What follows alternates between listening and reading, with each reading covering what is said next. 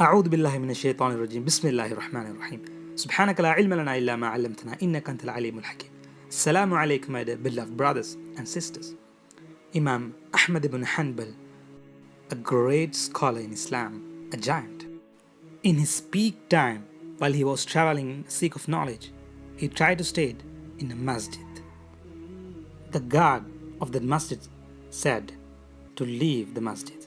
He said, just for night I'm going to stay here. In the morning I will leave. But he refused. And Imam Ahmed bin Hanbal stayed in the yard of that masjid. And once again he came, he dragged Imam Ahmed bin Hanbal outside.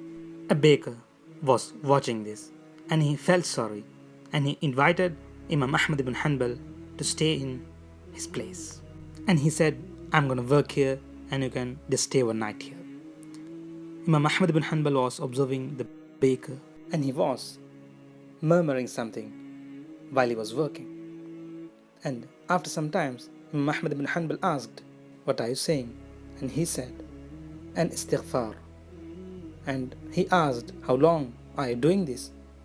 He said, a long time. And Imam Ahmed bin Hanbal asked, have you seen any benefits, any advantages?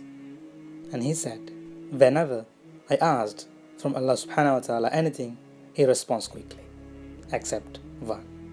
And he asked, what is that? And he replied, to meet Imam Ahmed ibn Hanbal. It was astonishing to Imam Ahmed ibn Hanbal. He embraced him and said, I am Imam Ahmed ibn Hanbal. The moral of the story is not to just stay in a place and say istighfar, but appreciate and encourage to do, to perform, to act. At the same time, to rely on Allah subhanahu wa ta'ala. And istighfar has so many benefits and advantages.